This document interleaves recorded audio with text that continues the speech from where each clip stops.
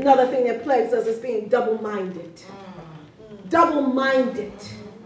James 1:8 says, a double-minded man is unstable in all his ways.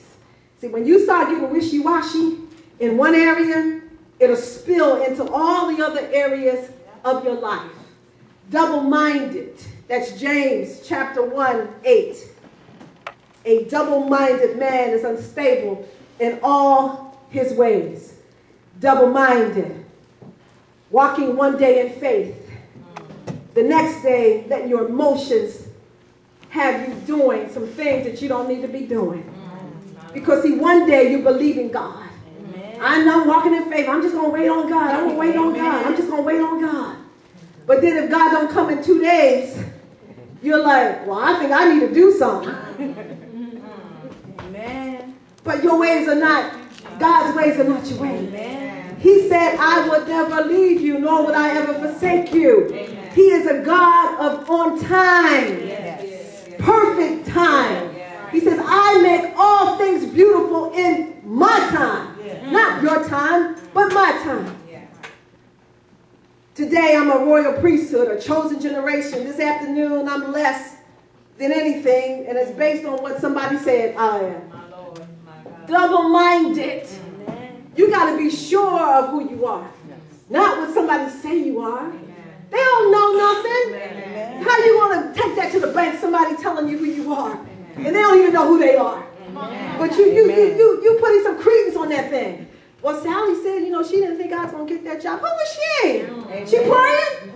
Amen. Well, no, she don't even go to church. Well, how's she going to tell you about a job that you're not going to get?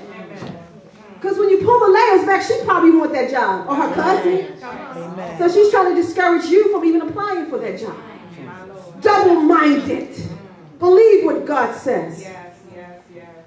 I become knowing and believing in all the affairs of my life.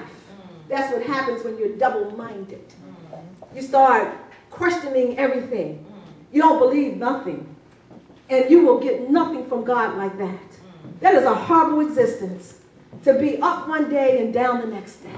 Believing God one day, the next day I ain't too sure. One day I wake up in the morning, I'm just on fire for God. By the afternoon, somebody's called and told me something, and I'm down in the bed depressed. We got to be sure about this God who we serve. He says that when you are unstable and unsure, you open the door for the enemy. Amen. When you're unsure about stuff, you open the door for the enemy to come and tell you anything. Amen. People who have committed suicide were not sure of life. Amen. And the enemy have come and told them, you'd be better off not being here. And your peoples will be better off with you not being here.